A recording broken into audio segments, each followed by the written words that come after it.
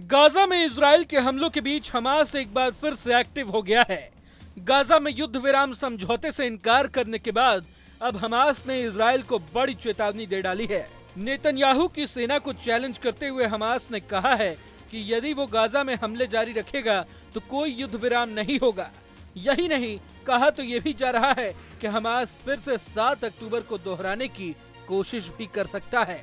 Lebanon की राजधानी Beirut में प्रेस कॉन्फ्रेंस के दौरान हमास ने साफ शब्दों में कह डाला है कि यदि गाजा में इजराइल हमला जारी रखेगा तो कोई युद्ध विराम नहीं होगा।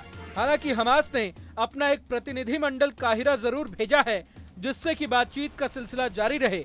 बता दें कि इससे पहले हमास ने बंधकों की रिहाई के लिए युद्ध विराम पर अपनी सहमति दे दी थी, लेकिन इजराइल के कदम पीछे हटाने से युद्ध विराम समझौता फिर से लटक गया है। हमास अधिकारी ओसामा हमदान ने इसके लिए सीधे तौर पर अमेरिका और इजराइल को जिम्मेदार ठहराया है।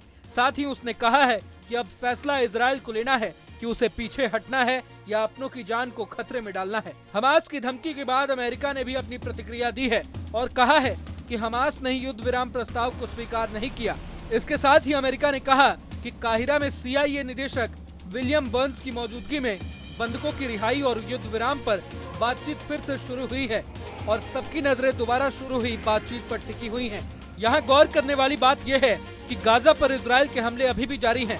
रफा में कई हवाई हमलों के साथ साथ अब इजराइल जमीनी हमलों के लिए भी टैंक भेजने लगा है। इस वजह से लोग फिर से पलायन करने को मजबूर हो गए हैं। वहीं अमेरिका का कहना है कि ये इजराइल का सीमित ऑपरेशन प्रतीत होता है। इससे पहले इजराइल ने हमास का सीजफायर डील को मानने से इनकार कर दिया था। उसका कहना था कि हमास ने जिस डील पर सहमति जताई है वो इजराइल की मांगों से कोसों दूर है, लिहाजा इजराइल आगे की बातचीत के लिए एक प्रतिनिधिमंडल काहिरा भेजने की तैयारी कर रहा है। वहीं कतर विदेश मंत्रालय भी सीजफायर को लेकर कोशिशें कर रहा है। बता दें कि 7 अक्टूबर को हमास ने हमला कर 252 इजरायलियों को बंधक बनाया था। इससे पहले पिछले साल एक डील के तहत 100 से ज्यादा बंधकों को रिहा किया गया था। इनमें से पिछले साल एक डील के तहत 100 से ज्यादा बंधकों को रिहा किया गया था। इसके बाद बाकी की रिहाई के लिए काहिरा और दोहा में कई दौर वार्ता चली, लेकिन ये बेनतीजा रही। खास तौर पर अमेरिका, मिस्र और कतर इसके लिए लगातार कोशिश कर रहे हैं। अगर आपको ये वीडियो पसंद आया तो लाइक करें और चैनल को सब्सक्राइब करें। वहीं तमाम बड़ी खबरों के लिए देखते रहें न्यूज़ नेशन।